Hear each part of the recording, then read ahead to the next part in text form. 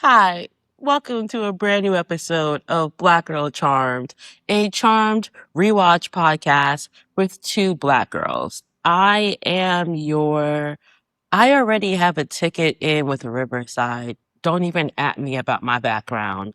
Co-host Ray, Oh, I see it joined by now. my co-host. I am I am the woman from Wicker. Yo, Are your other co-host, Chanel. Hey. the over 40 crowd is horny. They're so horny and I love it. I read this short I love it. story yesterday. It's really cute. I'll send you the link to it. Thank you. It's 7 pages on your phone. It's super short. It's really cute though.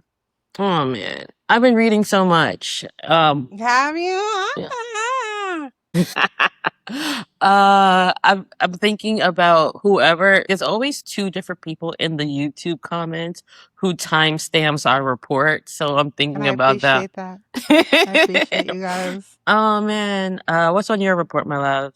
It's actually very short because work is kicking my ass. And it's that time of year where work kicks my ass. So it's okay, I guess. I cry inside a little bit.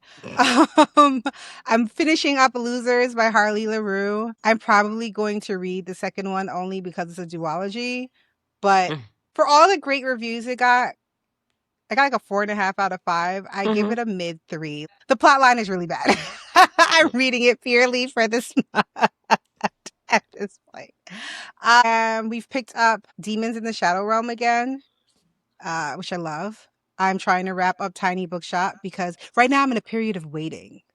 Grave Seasons comes out in 2 weeks. So I don't want to pick up anything because I know when Grave Seasons comes out, everything is going to drop.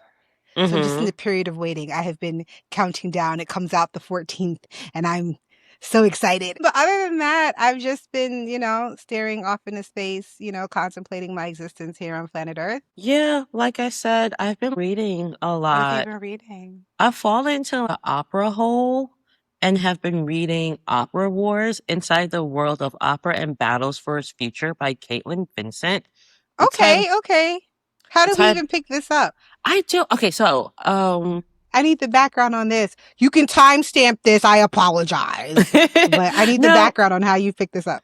I was at the library and Okay. they have a summer reading section and the book, this called to me. I'm not really a person who, I mean, no shade to Obama, but I'm not gonna, Obama put on his list. I gotta read it. I'm not that person.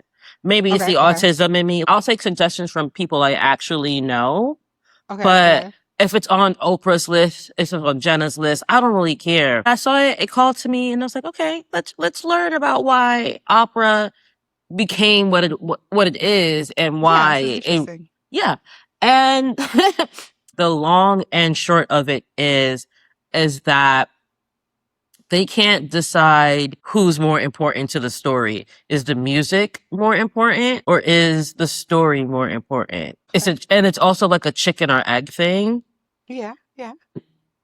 They keep fighting and then set design comes in. Like we too are important. And it's like, you're important. So what's the difference between opera wars and say musical wars, right? Because I feel when you hear a review about a musical, those are the 3 things that they talk about: the set design, the actual story, and then the music.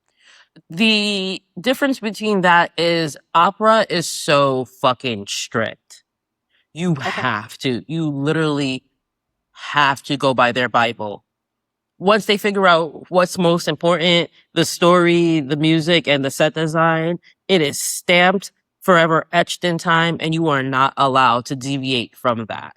And I Okay. I believe understand. that, and musicals are, You you can have always add your own flair to it when you so bring it much back. so that in 2018, during an Italian, opera festival, during the performance of Carmen, and for those who are like, Carmen, a hip opera? Yes, Carmen, a hip Yes. opera.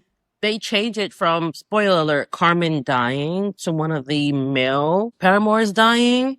And they got booed and chanted, kill her, kill her, kill her. The reason why the person changed it, it was because they were protesting all the femicide that was happening in Italy. Women keep dying at the hands of men. Let's take a stand. And they said, no, kill No her. stand. Kill her. Yeah. And that rigidity is why opera is going to die eventually. I'm not done with the book, but essentially that's the hypothesis.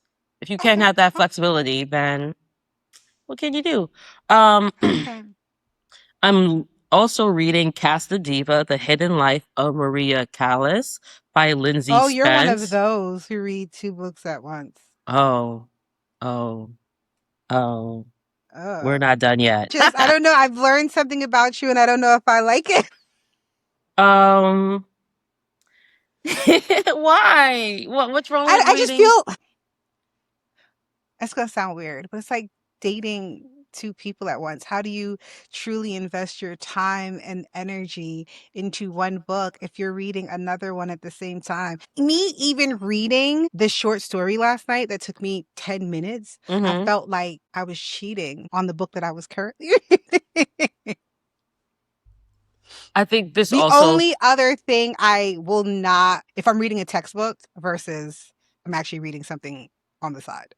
I think this is where our tizzies diverge because Opera Wars is, to me, educational. I'm Okay, so learning. textbook versus all right. See, Mhm. it doesn't even see it makes sense. It makes sense. I But get I'm it. yeah, yeah, yeah. It's by the book I'm reading, Casa Diva. It's a biography of American-born Greek opera singer regarded as the GOAT. It's so gossipy because her family fucking sucks. And at the end, she ends up with the man who ends up marrying Jacqueline Onassis. Oh, But okay. while he was with her, he was definitely Mr. Bigging her. He was like, I don't believe in marriage. Marriage is nah, fuck That ain't shit. marriage. That ain't shit. And then he meets Jacqueline Onassis, and all of a sudden they get married. So it's good, it's sad, it's kind of historically Okay. juicy. But I also did pick up your suggestion from our last episode and started Plus Size Player, but I'm doing that on audiobook. Okay. I heard the And audiobook was pretty good. so the audiobook is good. The only thing is it's one voice. So it sounds like a stud is talking to you. Do you remember was it called Purple Panties that came out on COVID? The audio drama on No. Spotify by No. Zayn. You never listened to Purple Panties? I was so mad No. they didn't bring it back. Ugh. Well, there's another. Please, Purple Panties by Zayn. Um, Syd, I'm sorry, but I don't mean. Syd, you know what it is, Syd. I don't even know why I'm talking to them like I know them, but it is. That's the stud voice I hear is Syd's voice, and shout out to Syd, yo. You know what it is. Okay, okay, Uh, okay. but it's good. It's August 1st, so I get my free 15 hours for Spotify. So that book will be done before the end of the day. Okay, And nice. last but not least, I am also reading The Wasp's Trap by Mark Edwards. Okay. I told you I'm in a reading Like mood. white Anglo-Saxon princess? Yes. Okay, okay. Um essentially the book is about a group of friends who were going to be revolutionary and change the whole world with a dating app. But right before the app is supposed to come out, it doesn't. And then decades later, they come together for a dinner party and they are held hostage. And secrets need to be revealed because why didn't the app come out in 1999? Dun dun dun. It's weird that my brain automatically thinks of this book. There's a book coming out. It's on TikTok. The author has been promoting it heavily. Mm-hmm. Where this guy ends up kidnapping both a wife and a husband and is putting them in some sort of game show to release secrets and starts to Mm. cuck the husband, but then does no longer cucks the husband and brings him in. It has not been released yet, but it is definitely on my TV. This reminds me of a Criminal Minds episode with Will Wheaton, where a family checks into a motel and he holds them hostage, and all their secrets gets revealed. I love a good kidnap me and tell me all your secrets. Yes, Mm-hmm. yes. Yeah, and it's set in England, so it's very like pish posh, proper wasp. But I'm not just a literary nerd. I am a TV nerd, and I You are a TV watched nerd. Black Rabbit on Netflix, starring Jude Law and Jason Bateman. Oh, I Uh, heard about that. Jason Bateman is the older train wreck brother who brings debt and danger to his sleazy restaurateur younger brother Jude Law's life. Bateman is up for outstanding director and lead actor Oh, Emmys. So, yeah. I love There me a was Jason Bateman. there was a thread that said Jason Bateman is Jason Bateman in everything And then you were he's in. like, except, Exactly. I watched Jerry Maguire on Tubi. I never saw it. It actually holds up. I watched it through VH1. I love the 90s. So it was that's how I everything. watched it too. Yeah. Yeah. It's still, even with all the spoilers and everything, it holds up. It's a good movie. It's long as Oh, fuck, but still a oh. good movie, which actually leads me into Five Star Getaway on Peacock, which stars Jennifer Gardner, Regina Hall, and Timothy Oliphant. Regina Oh, Hall, yep. Regina Hall stars as a sports agent, so there's a connection.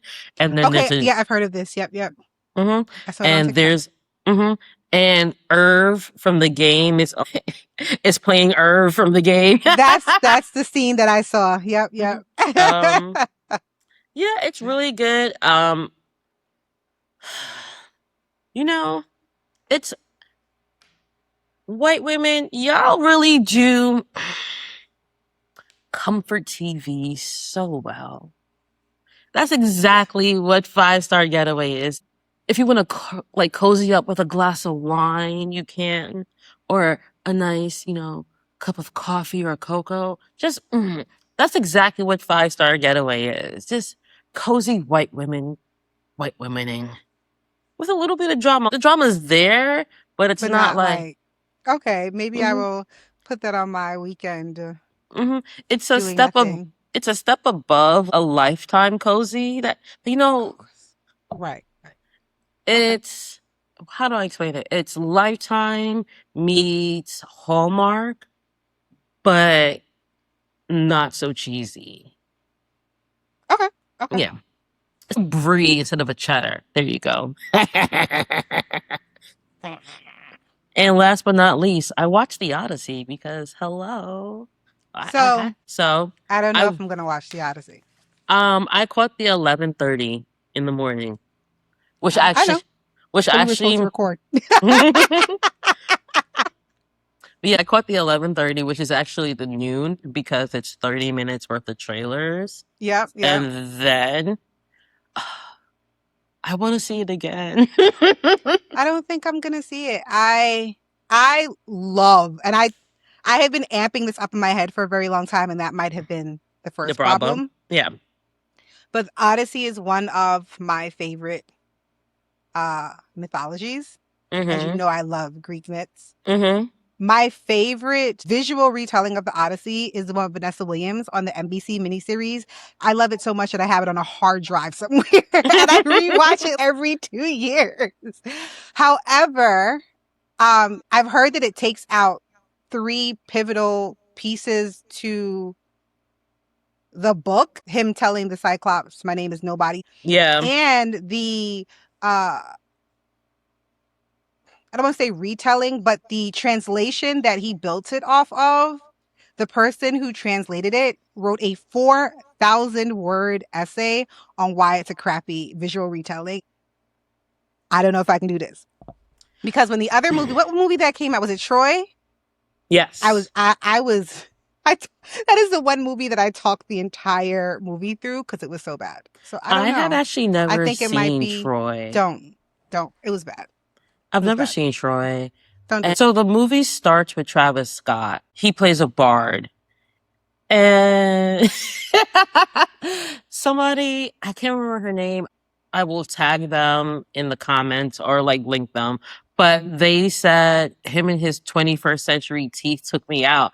And it's not, he has such a 21st century face. You love Dungeons and Dragons. You love all that more than I do. I have an appreciation for it. You have a deep love and an affinity for it. And even I know that a bard need more swagger than her face. Yeah, bars are the ones that have the swag. The bars are the ones that are stereotypically sleeping through the town. Yeah, yeah. And I just wasn't getting that. It doesn't. You're not helping me wanting to go see this movie as somebody who I has seen explained. it. Jose asked me about it. Do they do the nobody scene? No, they don't. He's like, that's my favorite scene. I explained. Jose's my brother.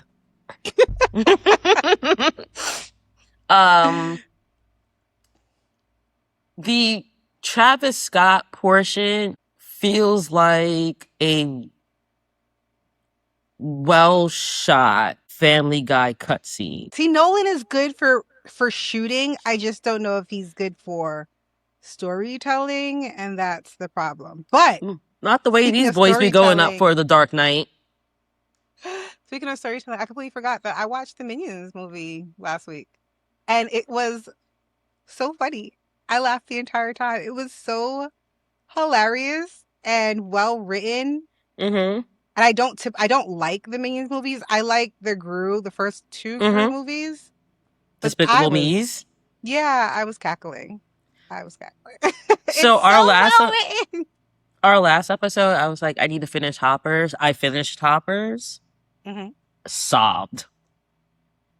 Oh. Just sobbed. But also very good. I'm not sobbing. I don't want to sob. Oh, speaking of Dungeons and Dragons, I also am watching Faster Purple Worm Kill Kill. And since none of my players, does Baby Sis? No, Baby Sis doesn't listen. She doesn't listen in depth. We're playing Faster Purple Worm Kill Kill in 2 weeks, and I am so excited because basically, no matter what you do, you end up dying. And I found it. I didn't even know about I've heard of it, but didn't know what it was about. Faster Purple Worm Kill Kill stars Deborah, and I can't think of her last name. No, it's not Messing, but she. Winger? It's the girl. It's the red-haired vampire from True Blood. Deborah Ann Wall. There we go. I was gonna say Roll, and I was like, that doesn't make any sense. It's okay. The first episode was a little rocky. I'm watching it on Tubi. But yeah, we're gonna play it on later this month, and they don't know about it. I found out about it from a Black D&D DM. Ooh. On Threads, and I need to know more because I have 2 players who hate dying. It's viscerally, they cannot stand it. I'm so excited. Going back to the Odyssey, give Anne Hathaway her things. Give her her Are things. you going to see Anne Hathaway in... It's not a Netflix movie? No, it's the new... No, she's going to be in the one stupid book that I read about this woman, and I can't think of it. I'll tell it to you on the side so you can post it up that I'm excited to see her in this movie, and I can't think of the name of it now. Give Anne Hathaway... It's a book. I can't think of it. Yep. Give Anne Hathaway her things. The Troy sequence actually is really good. It's just so long, and I don't want to sit I know. here. I know. And sit I know. for 3 hours, and then it's just horrifyingly bad. I know. I'm gonna curse you out. I will call you to curse you out. That's fine. That's fine. The Cersei scene, very uncomfortable, but so good in that it's so uncomfortable, it's good kind of way. Okay. I think I was gonna say I'm off next. Oh, I am off next week. I'm off next Friday. Maybe I'll go see it if I'm not packing. stretch your legs, do everything you gotta do, turn your phone on D&D, and tune out the world for 4 hours. I mean, do you You really said like... 3. I mean, That's my whole day. it's 30 minutes for the trailers, and then 3 hours for Well, the my movie. ADHD. But Stretch, we're yeah. not here To talk to about the discuss whether Odyssey. or not I'm going to go to Odyssey. We're here to talk about this episode. I will say that if you are depressed, maybe don't listen to the Odyssey soundtrack like I did. However, Troy, that score is a banger. If you were in the You love gym, you a good score. I do. And Ludwig gonna do it every fucking time. He does. Every He does. time. He does. If you are a gym bro, add the Not to listen Troy. to Troy. Add the Troy score to your fucking gym playlist and see if you don't run through a fucking wall. You're welcome. Anyway, we are on season 5, episode 12, Centennial Charm. The original air date is January 19th, 2003. Brad Kern penned this episode, and That makes 100. Oh my God. Monica and Allison edited it. James L. Conway, coincidentally, we met him in season 1, episode 12, The Wendigo, and that's where you'll find his full credits. The guest stars this week, Daryl and the Seer are back. Joel Stuto as Alpha. This is his second of 10 Charm appearances. You can get his full credits in season 5, episode 9, Sam I Am, aka His beard just makes him look so distinguished. Yeah, aka Deadbeats in Religious Psychosis. Stephen Daniel as the Lazarus Demon, 7 acting credits, including 99 episodes of CITY. You can see why these guys are neat guys, smart and streetwise. City guys. Roll with the city. Sorry. If you're a millennial of a certain age and you just love TNBC, you know what that is. And he was also the band director in The Other Sister. If you ever have heard me say Daniel, you know exactly what the fuck I'm talking about. It's a Diane Keaton movie. It's actually Sarah Paulson's first movie. Diane Keaton plays her mom's, and Juliette Lewis plays a special needs woman Yeah. I've never named seen Carla. it though, just because, yeah. It's so I have my... Daniel. It's so problematically good. I love it. And Deanna Russo as Eve, so we get a recast this episode, and whatever. Deanna has 58 acting credits, including Grey's Anatomy and Gossip Girl. Kristen Richardson as Darla, 41 acting credits, including Criminal Minds and Supernatural Season 1, Episode 9, where Sam and Dean go back to their childhood home. Sandra Prosper as Sheila Morris, 20 acting credits, including The Young and the Restless and ER. Sandra has a total of 9 Charmed credits. Ricky Lopez as Homeless Man, 14 acting credits, including SWAT and Nip Tuck. Michael Bergen as Handsome Demon, 29 acting credits, including Baywatch and Passions.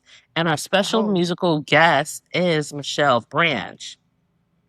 The trivia this week, this is the 100th episode of Charm to air. Cole is vanquished for the second and final time on his 118th birthday. This episode is Julian McMahon's final episode appearing as a series regular. Paige has died and lost her powers for the 4th time as of this episode.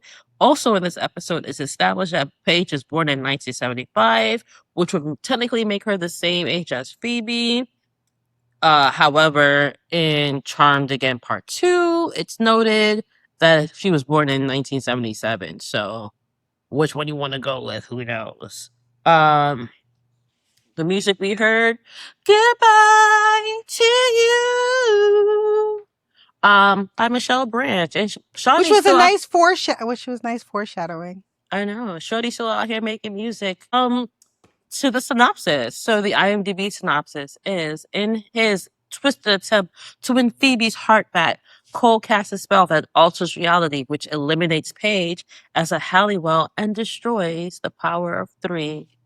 The DVD synopsis is, Cole's twisted attempts to win Phoebe back destroys the power of 3. The Charmed Ones must overcome the destruction he has caused and pull together to vanquish the desperate Cole. That was a lot. I'm not gonna lie. The Black Girl Charm synopsis is, Paige is determined to get rid of Cole and uses Leo as a test subject for her latest spell. It passes her test, so she tries it on Cole. Personally, I'm not trying to kill nobody on their birthday. It just feels like bad luck, but hey, more power to you. My theory is proven quite quickly. Not only does the spell backfire, she gets a fucking Cole. Then this also causes Cole to accept the Avatar's invitation. Paige not wanting to miss out on South Branch and Daryl's promotion celebration joins her sisters at P3 and Snorbs. That's what I'll be referring to it as. Snorbing. Sneeze orb. Snorb. Yeah. As Cole exercises his new power in the timeline after Prue's death, Piper and Leo divorce because she becomes consumed with avenging her sister's death. Meanwhile, Phoebe is married to Cole, but being held captive at the manor. Paige is not with us in this timeline. Snorbing allows our Paige to be a part of the new timeline, and she reconnects with her sisters, convinces them of her identity, and because Cole assumed his Balthazar identity in this new timeline, they're able to use that potion and vanquish him. Restoring the timeline and everything for good, and we effectively say goodbye to Cole. I know. That makes no sense. I have a couple of notes here. First and foremost, I always thought Leo was a test dummy. I'm not gonna lie. I just thought it was just something that we just never acknowledged, but we knew. Yeah.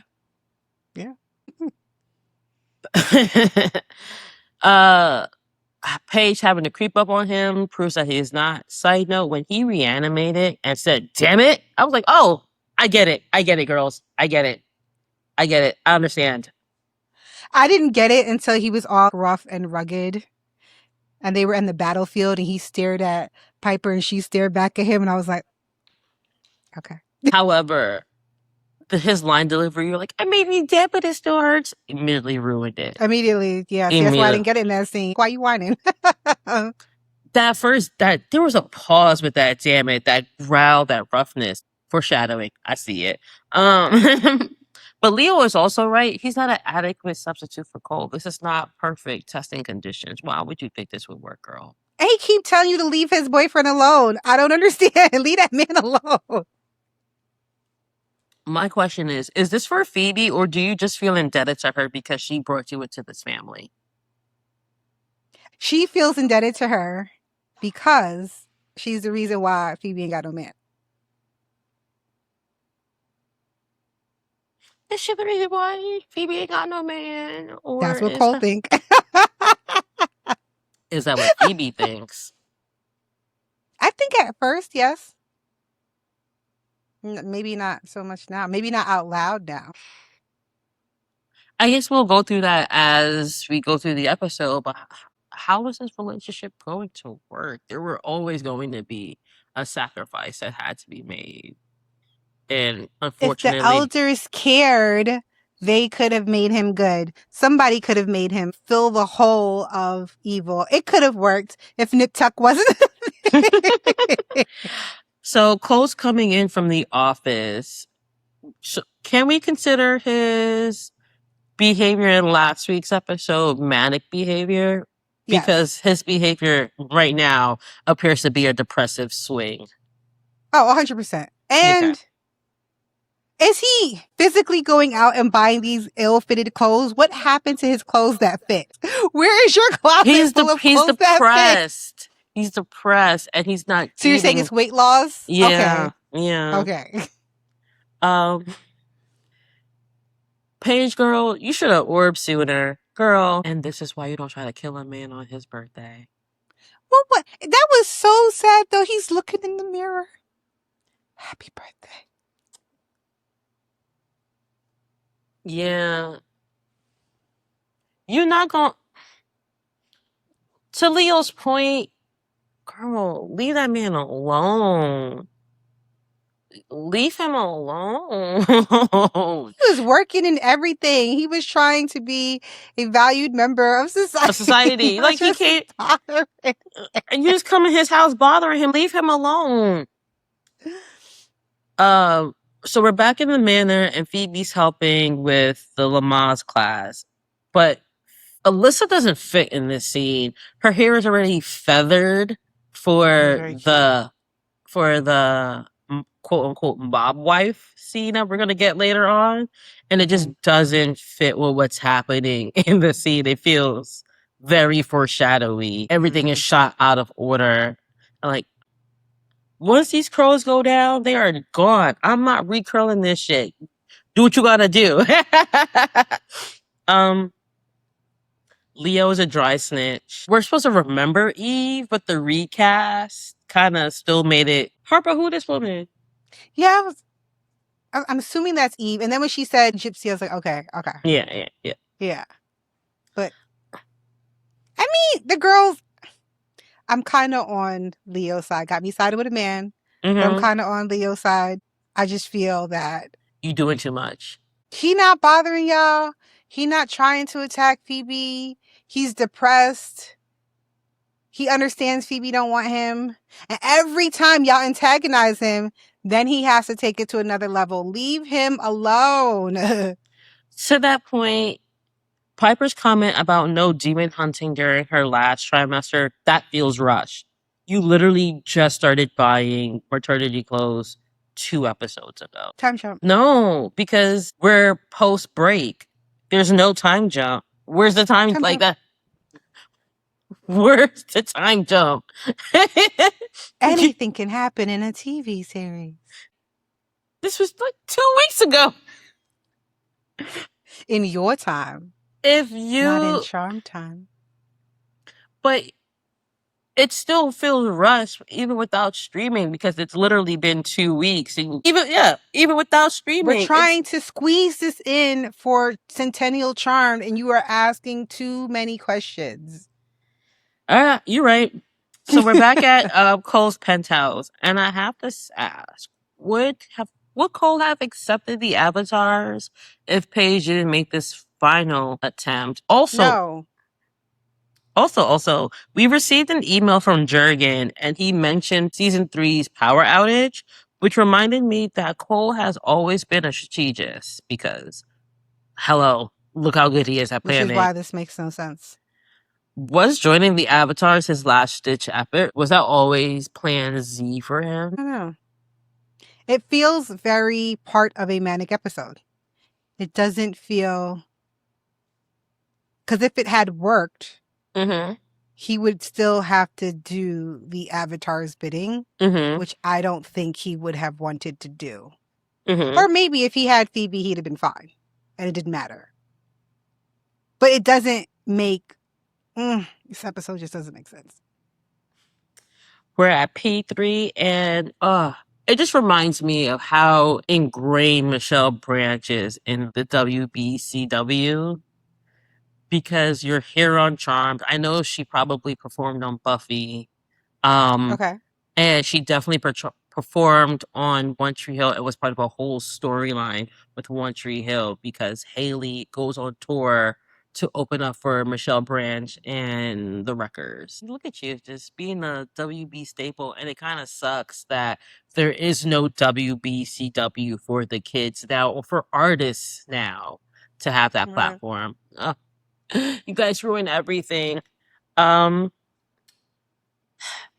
This is the difference between our celebrations and other people's celebrations. Right. We're gonna wait until the whole team is here before we start popping bottles, okay? And if the whole team wasn't supposed to be there. Hold on.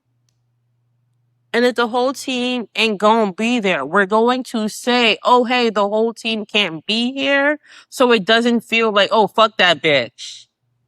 Yeah. I don't know why they I mean, I understand why, but it doesn't make sense that before we popped the bottles, they didn't go, hey, Paige would have loved to be here, but she has a cold. Yeah.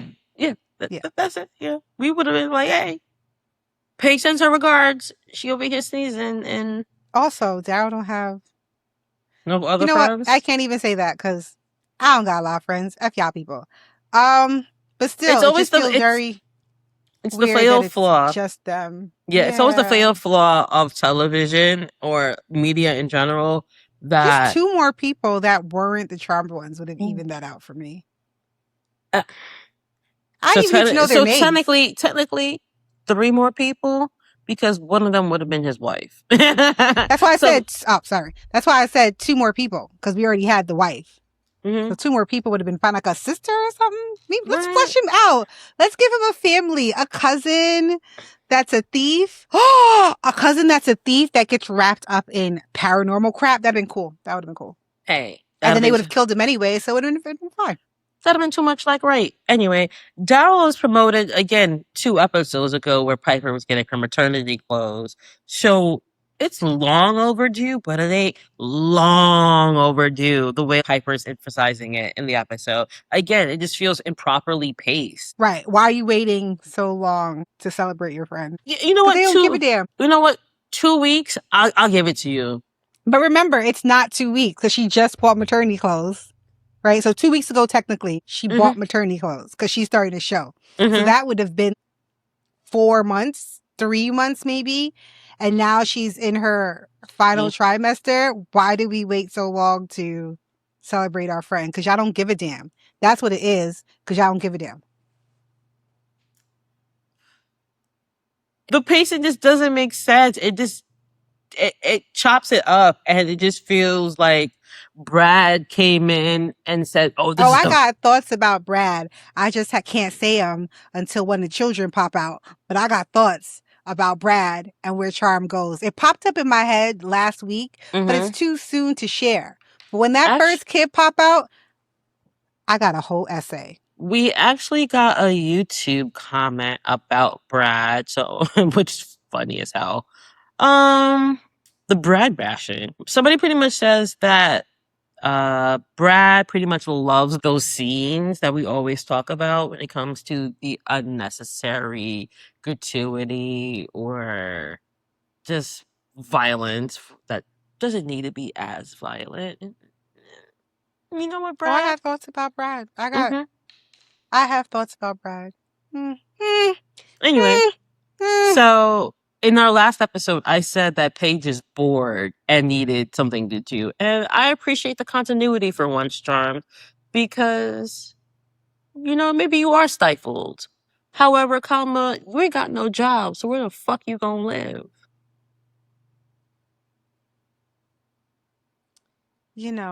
As somebody who has younger siblings on both sides of The aisle. the aisle, I have a younger sibling who we had to say the same thing. And his thought process was he was going to move out and mom and dad were still going to take care of him.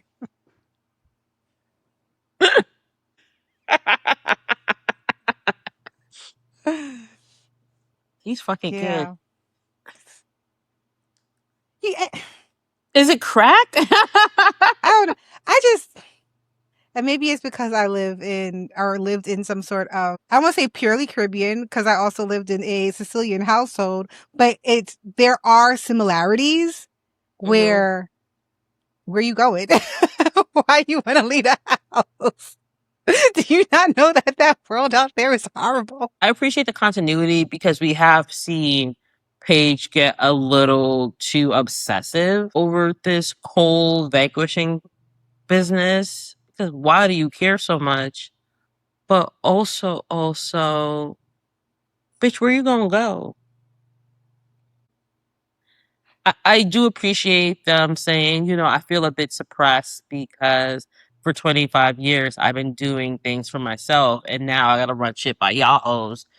That's not fair to me. I get it. And it's not.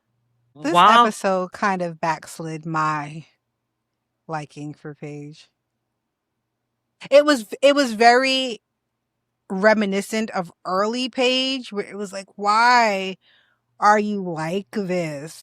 Stop. Yeah, that's what I was saying. While the continuity is there, it just wasn't fleshed out correctly. Right. And because you see so much growth from her, where I actually am really starting to like her. And then she just kind of went back to this whiny, annoying. I mean, she's always been very spontaneous, we could say. But her it just impulse felt very. control is not there. Yeah, it felt very overhanded to get to the point. Yeah. Paige snorbing into the alternate P3 was meh. The scene with her and the homeless person, whatever. It doesn't really start getting good until she starts whacking Leo. And her having to remind Leo how charges work is not surprising. At this point, I think Leo has starting to take the same path. Not the same path, but the same feelings as I just lost my wife. And you want me to do my job? She lost her sister. I lost my wife. I don't give a damn about these charges. And whose fault was that? Where is Piper hunting? Are we to assume that in this universe, Prue died, the underworld took over, and Piper is just out here just trying to kill everybody to get to Shax? Is that what we're assuming here?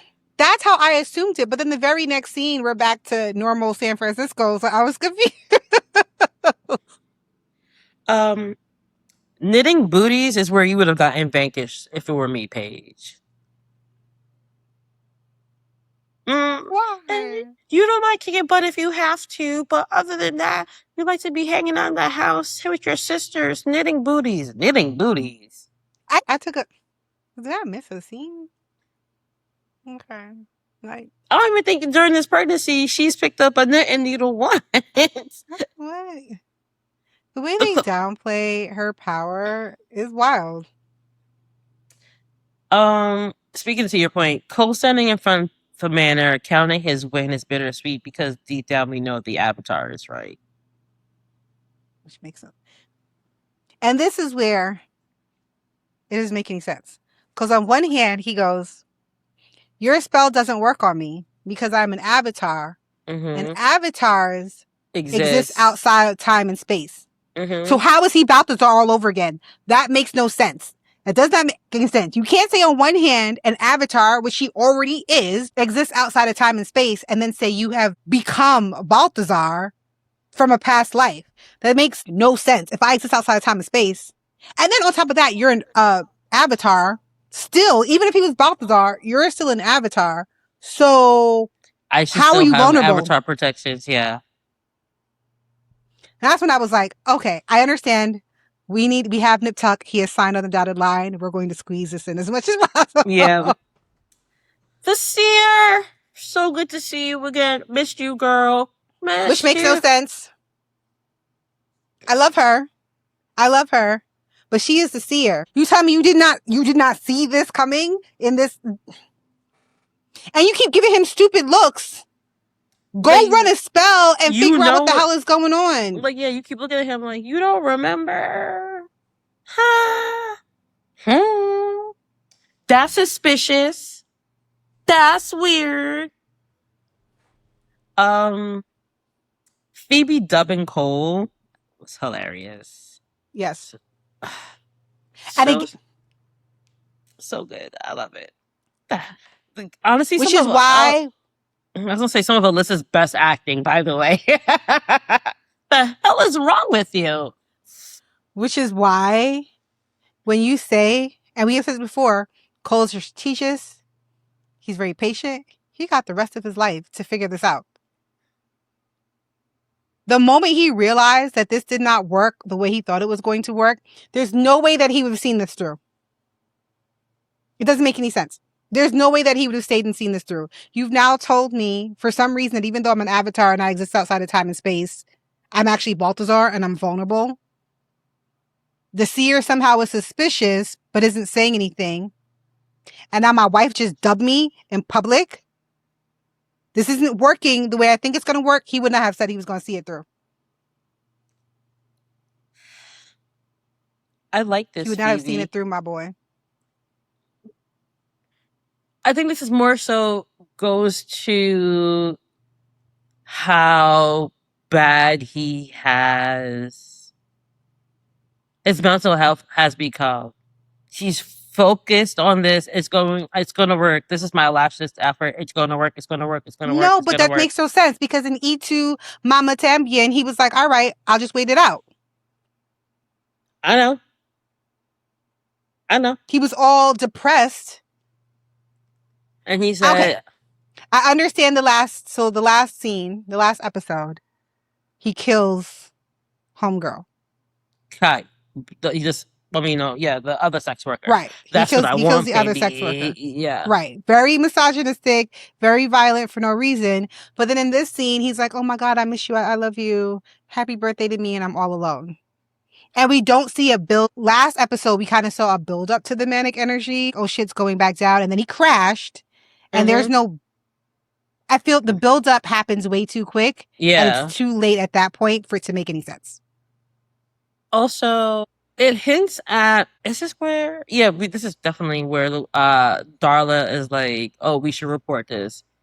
She's treating him the way Kaya and the other sex worker is treating him. I know what you want. Like that same, I know what you want, baby. So you've just been trying to do this for a year. No matter what timeline it is, he's always going to be pathetic and trying to get some woman to emulate Phoebe.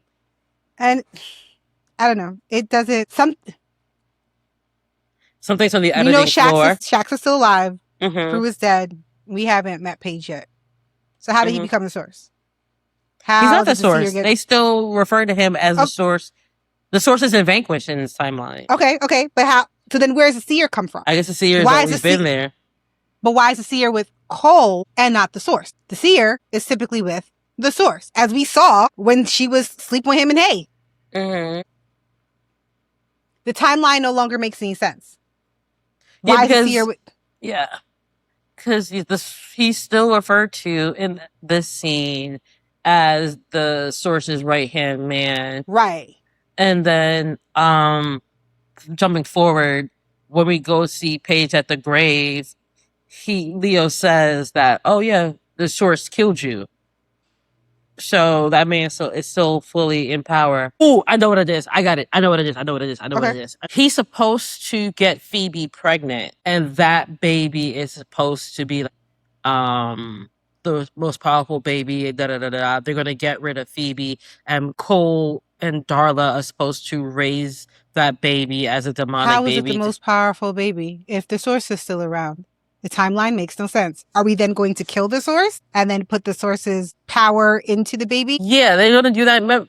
They're marrying to... Because Phoebe wasn't the most... She wasn't the powerful of the... No, I know, but picking up from the conversation, it's not heavy-handed delivered to us, but picking up on the conversation between Darla and the seer and the conversation... But it makes no sense. The only way that makes sense is if the source is dead. I think what we are to allude is there going to be a power dynamic. And that shift in power will begin once Phoebe gets pregnant. But how's she getting pregnant if they sleep with other people for the last year or whatever? Girl. They literally... What happened from them rolling in hay to when now? Her sister was getting blown through a wall to now her hating him? I know. I know. But moving along. Okay, so moving along but not moving along. I got questions! I need answers! Okay. I do like this darker Phoebe. This is the queen of the underworld that Cole deserved. That season 4 bitch, that was an immature hoe. All right. She had just got power. She didn't know how to act. This woman, she refined. She knows, She didn't really have no power here. I know. You telling me the queen of the other world is going to pick up a knife and threaten Paige, and then she has Daryl as a bodyguard? Out of all the bodyguards to have Daryl? I mean, he's under a spell, so. And y'all ain't get him no powers, no nothing. Y'all ain't make him a demon. Y'all ain't get a vampire to bite him. Something. That man got taken out with a pan. How was he supposed to protect the queen of the underworld? Hey, it's Phoebe's spell. You ask her. But going into the things that don't make sense, Paige should technically still have her white lighter powers, no? Didn't Leo allude to the fact that her white lighter powers didn't get unlocked because of the power of 3? Which is bullshit, because when we go back in time to see what happened to her parents, guess who orbs out of the car and doesn't die? So she always had her She white died light. this time.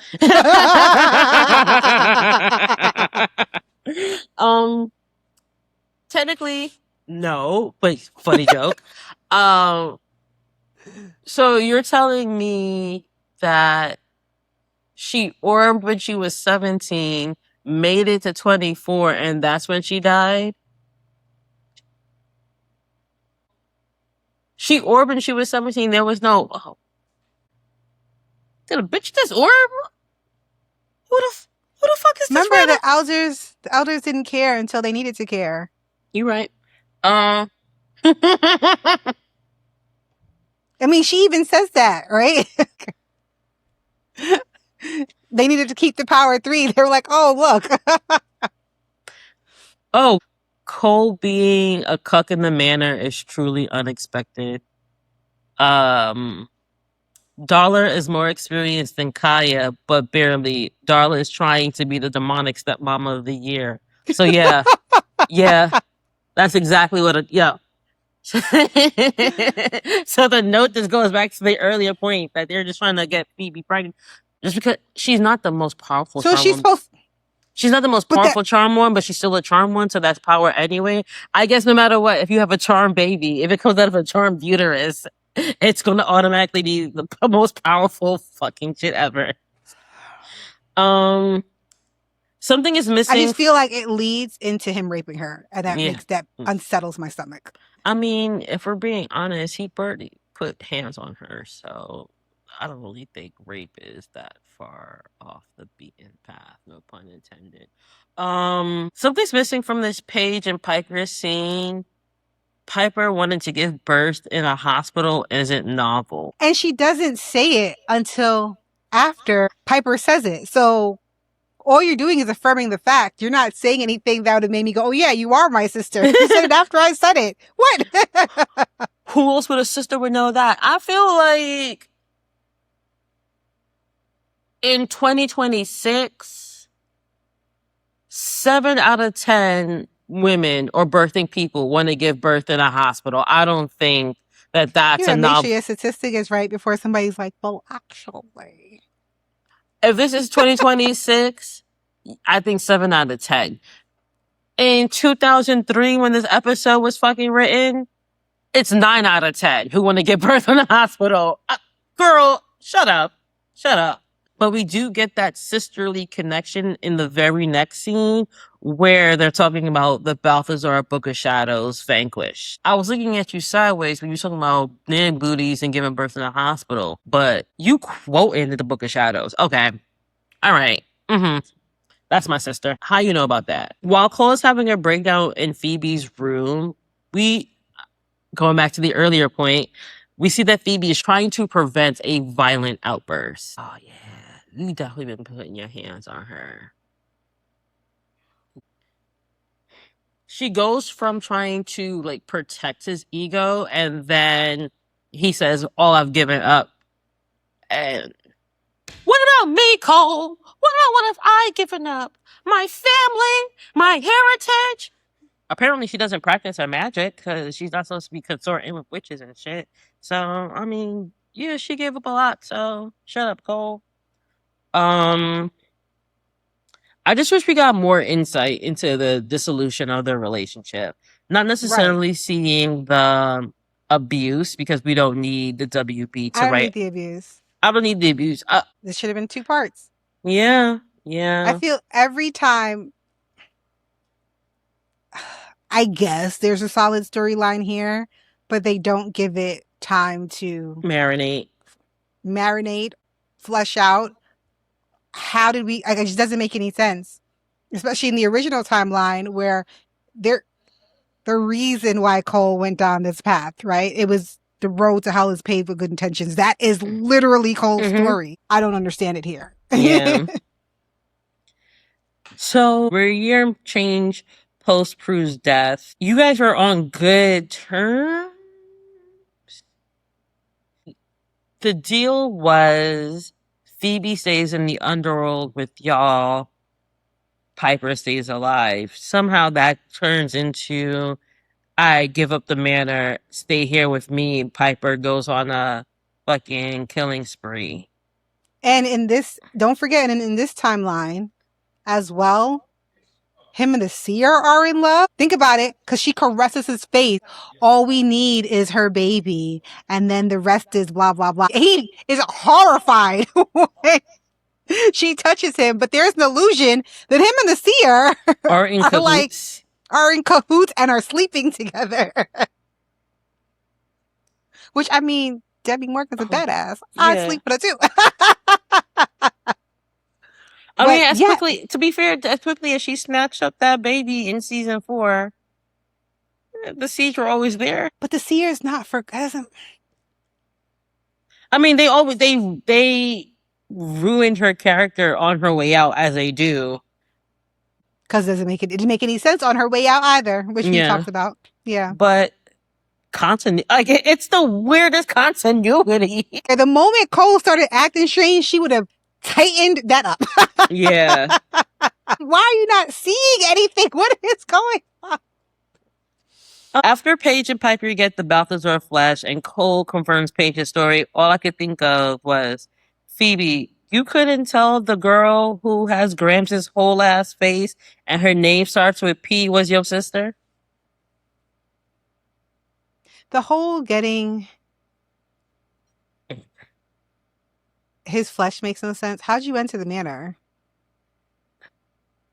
Yeah, the manor is, I guess they orbed into the manor, but again, that doesn't make any sense because season 4 and season 5, Cole put charms on the penthouse so they couldn't just orb in. So why wouldn't that have also happened for the manor?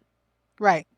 The seer would have done it though. Even if it wasn't Cole being super buff Cole, the seer would have seen and had made and heard and would have made some sort of. Also, y'all don't keep eyes on Leo and the stuff that he's doing.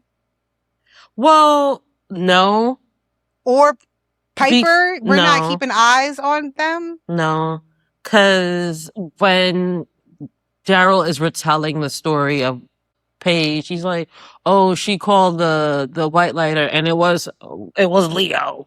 Oh no, right. And at that point, you're not putting eyes to see what's going. No, why would I? All they said was, "Oh, tell that bitch to tighten up." That's literally all they said about it. Tell your witch to stop fucking with other hoes. I do like this Balthazar callback when they're making the potion. First, it was Piper who fell on her ass. Then it was Paige who fell on her ass. And now they both are like, back it on up. It's the weirdest. It makes no sense because continuity and little things like this work. But then y'all just throw shit out of the wall and sees what sticks in the hopes of it somehow connecting. It's the weirdest Jeremy Barony. The manor being quiet is such an obvious fucking trap. Guys, come on. Yeah, how the fuck did y'all get it the first time? Because he was like, guards, her sisters attacked me. Where the fuck were the guards? Y'all know there are Where's the seer? Where's Daryl? I don't understand. Wow, I thought you were supposed to be her bodyguard. No Beyonce. Somehow Cole stealing the potion feels like a season 4, season 5 power and not a Balthazar power. Because he's an avatar and he exists outside of time and space. Yeah, you're right. When you're right, you're right. Also, shouldn't Cole have destroyed that light, the chandelier, instead of monologuing? You saw them. You literally watched this happen last fucking year, where they're hanging out underneath the chandelier. Piper goes to shake Paige's hand. And touch her hand. If you don't blow this bitch up. Why are you just standing there? Blow this bitch up. Because, first of all, Piper's knocked the fuck out as usual. It is literally no having powers Paige and Phoebe. No having, no active power having as Phoebe. For like 15 seconds. Take her hand. Blow her up. You literally watch the charm ones get reconstituted in that very same spot.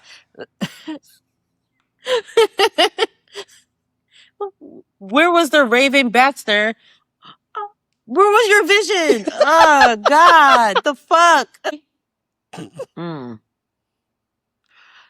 This episode, at the very least, needed 2 premonitions. The first one should have been when Cole touched Phoebe for the first time in this new timeline, and we get a quick montage of everything that's happened. Okay, yeah, I'd have taken that. Because she has, like, back premonitions or something like that. Yeah. The problem. Yeah. And then there should have been another premonition when they all touched hands and Paige's timeline catches up to Phoebe as she sees everything and sees what could have been. That one, a little extra, but the first one definitely was needed. That said, Rambling Paige is kind of adorable. I did? Did I sneeze? Am I still here? What's going on? That was cute. I don't want to leave. I mean, I will leave eventually when I'm married and pregnant, hopefully at the same time. Wait, we're not even gonna talk about his. We're just gonna skip over the fact that. I thought you would. I didn't want to, bring that up for you because I know how much it was such a hard. Watching it again, I literally was watching the screen like, this is it. So I don't watch. I typically do not watch Centennial Charm. I may have seen it maybe twice. I do not watch this episode. But which is why I wanted to skip over the final scene. But in my head, I remember it being such a more grandiose death episode. And the hubris of it all, bitch, you just alter timelines because she don't want nothing to do with you in the current timeline that you in. And the hubris of it all to be like, you're not gonna blow me up. She blew you up the last time. But she was broken up about it. He don't know that. My dearest Phoebe, I will love you for if you're receiving this letter. Because, again, makes no sense. You wrote a note to her because you thought she was going to blow your ass up. And the hubris of it all to be standing like, nah, you're not going to do nothing. You're not going to do nothing because you love me. She cucked you 25 minutes ago in your own goddamn house. Centennial Cuck.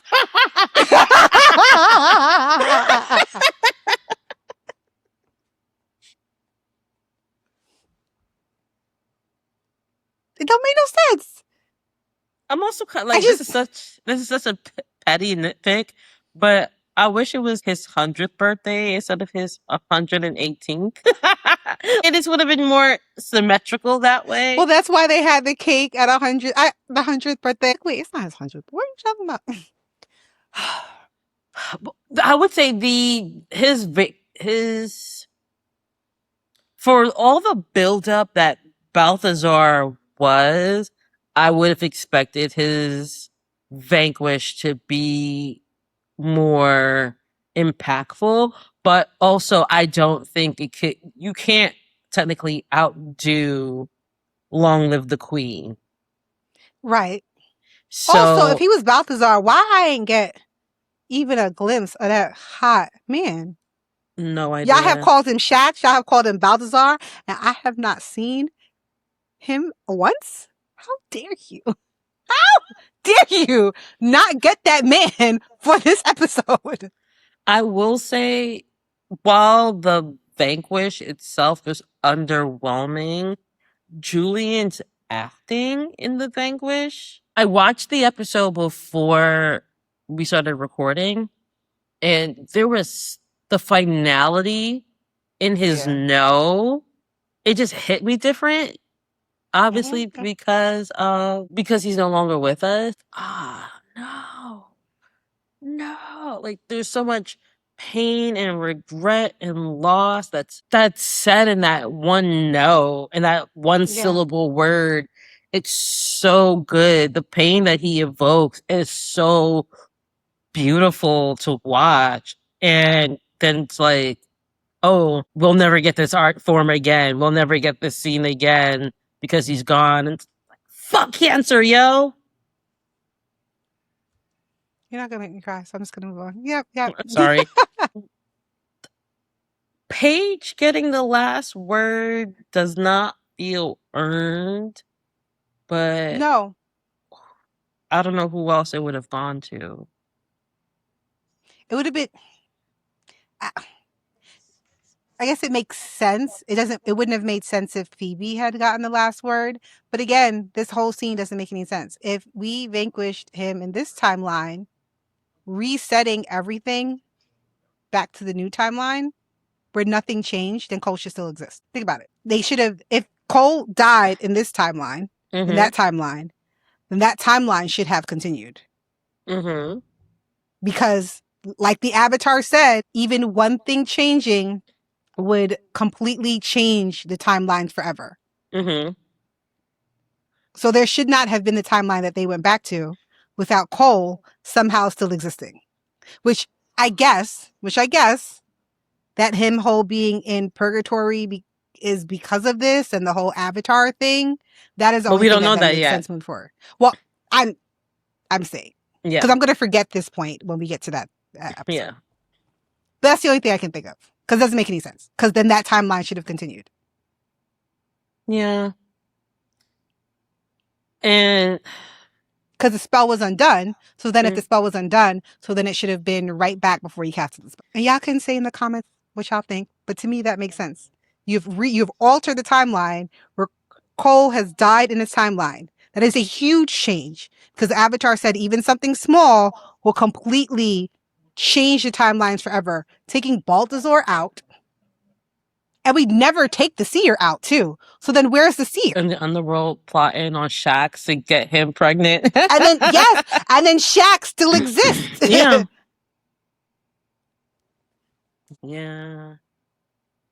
There are a lot of things that are left to be desired at the end of this episode.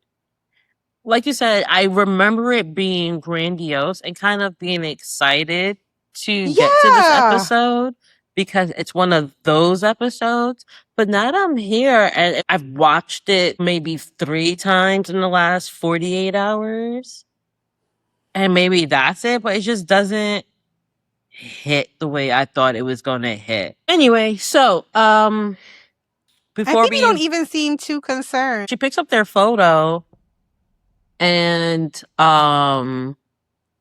she looks at it. It's like, all right, go with that chapter and moves on with her life. She puts it on a side table and heads into the elevator. Oh, yeah. Honestly, I would have preferred them kind of zooming in on the photo or something like that and ending it that way. I don't hate how it ended, where Paige is like, oh, happy birthday, Cole. You shouldn't have said anything. I would have preferred it to just be like Paige closes the door, Piper's already in the elevator. Let's wrap this shit up. Phoebe's in there and she has her back to the wall. She's just like, she has her head down. Yeah, and then Paige walks in. That's actually, I don't mind it ending like that. You just didn't need the happy birthday, Cole. It just feels unnecessarily cruel and a weird throw-in. You could have left the conversation at, it just feels too easy. It just, Paige getting the last word doesn't feel right. I would have preferred maybe then right behind the photo, we see that there's a letter to Phoebe that she just never saw. And that's like going back to your point, if it closes out with the photo and then right behind it, you see Phoebe and Cole's handwriting, but the penthouse was dark. You couldn't see anything. It'd have been a callback or something. Yeah. Yeah. Either that or close it the way you did it. Just don't have a. And then you hear, as the door closes, you hear Phoebe, but she never hears it. That'd have been cool. Yeah. Yeah. Yeah. Yeah. Something like that.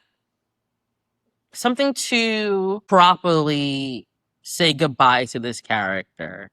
To properly close this chapter. It feels rushed. Yeah. It definitely feels like... And it wasn't rushed because we knew that he was leaving. There was an agreement that he would stay until Centennial Charmed. He had signed on for Nip Tuck. So you knew that you had X amount of episodes for this character to stay. The way that it ended, we feel robbed. You know what it feels like? A lot of shows, when they did get to their 100th episode, always did this kind of storyline. But this kind of storyline never impacted the main story. This was always a bonus episode. This was always what's the word I'm looking for? A filler dream sequence. It was a filler. It was always a filler episode. Yeah. And you gave me a filler episode that affected the main story. And that's not how this is supposed to work.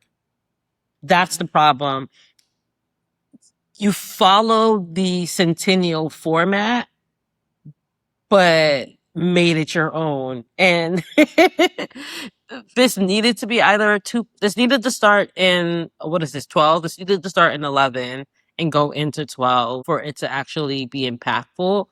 And it just doesn't work. I think too, Centennial Charmed, the 100th episode being revolved around a man, kind of sucks. Yeah. I understand that we get the power of 3 in the end. Yeah. And we have now, like, the final scene of the episode is the 3 sisters in the elevator. But there's such an exhaustion over this man. Mm-hmm. This episode felt long and short at the same time. Yeah. And because it's the exhaustion of it all. Yeah, because honestly, the Cole Vanquish happens and you still have 8 more minutes left in the episode. Yeah. I think it would have been cool if after everything that had happened, he gets blown up, his timeline reset. He is now, instead of being in the penthouse, he's now in front of the avatars. And the avatars are like, do you now see blah, blah, blah, blah, blah?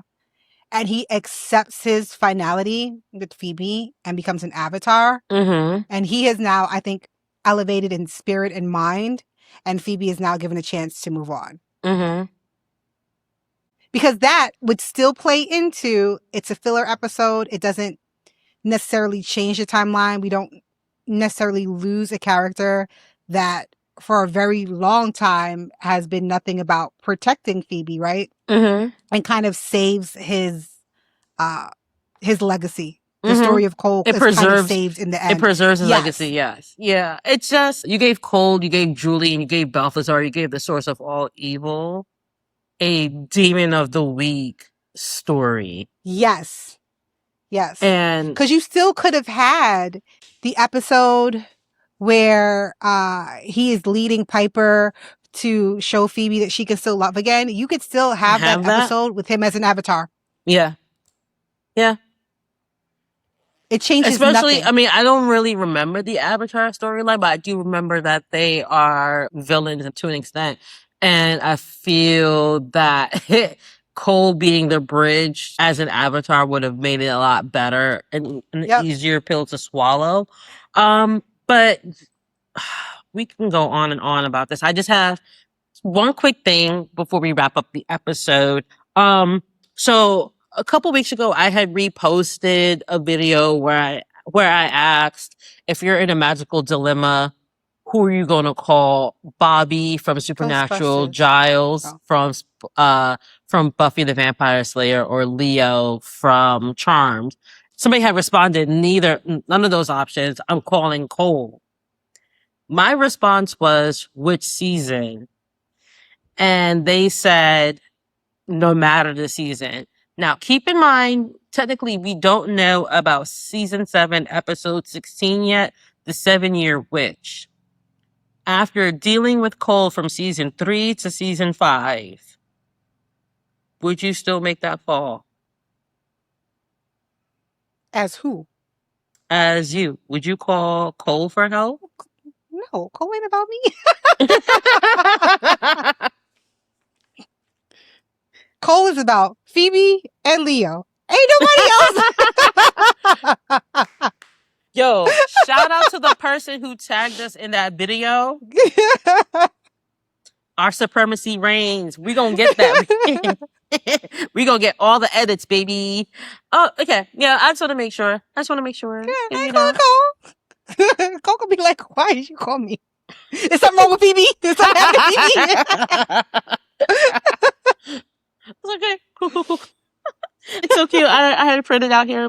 Oh.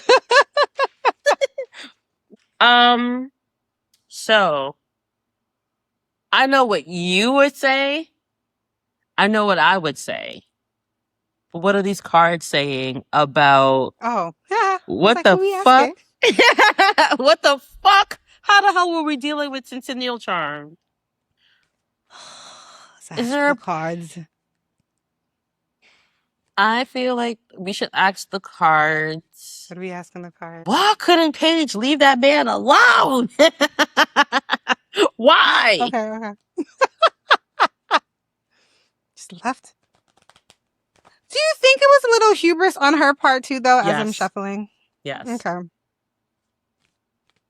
I think she feels partially indebted to Phoebe. I feel that she wants to prove that she can do it. It goes into that I was an army of one.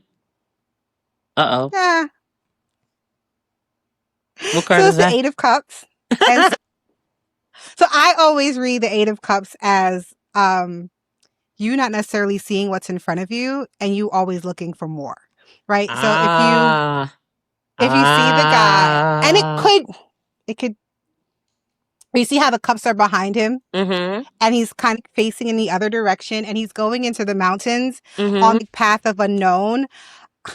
I think she had her sister. She had, she's finally fulfilling her white lighter duties, but the 8 of Cups is still part of a journey. You're not at full completion. And I think that she did not believe that her full journey would be complete or on the path of completion until Cole was vanquished. I think those 2 cups that are missing is her truly repairing her relationship with Phoebe, because in the back of her head, I think she truly thought that she is the reason why this has happened. And Phoebe is unhappy and Cole is still out there. And then that final cup is Cole finally being vanquished so that they can move on truly as the power of 3. I like that. I like it a lot. Yeah, I think, and she alludes to it in this episode, that for 25 years she had to do everything by herself, and now she has to run everything by a committee. And to prove that she still has that independence, and not just independence, but that independence with this new power. Yeah, I'm a bad bitch, and I'm gonna show y'all that I can do this. Right. With or without y'all. Yeah. I like that. Dang it. But if you look at the 9 of Cups and the 10 of Cups, there's a celebration that happens at the end.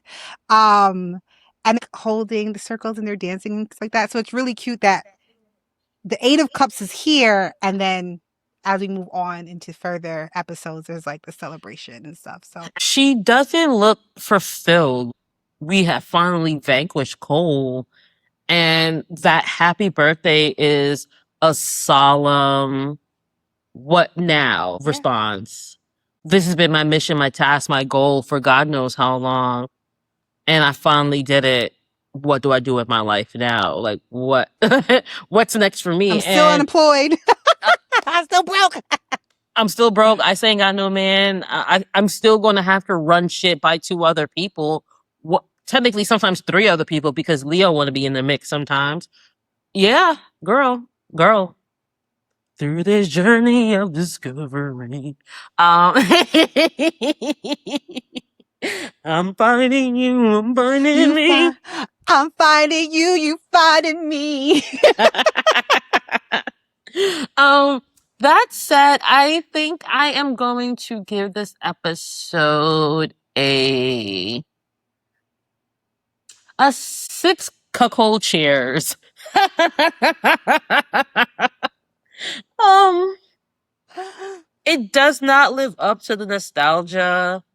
No. It feels rushed, but I think in 6 months to a year, I'm not going to remember this and probably will be able to enjoy the episode somewhat. It's gonna go right back into my episodes of Charmed I don't watch.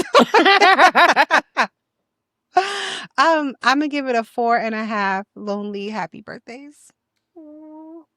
Yeah. One What a way to is go the out. loneliest number that you ever heard. Yeah, I just Although, this is such a weird thing to bring up now, but I thought you were 118. Bitch, shut your ass. like, when has he ever cared about? It was such a weird. Like, I know they wanted to squeeze the cake with the 100. And again, why was that centered around Cole and not this? Whatever. Okay, yeah. We're at the end of the episode. Yeah. I didn't bring this up, but what bothered me is demons are going to take over the house. Why does this house look so feminine? Because Phoebe was like, "You kicked my sisters out, but you're not kicking out my interior design." What are you talking about?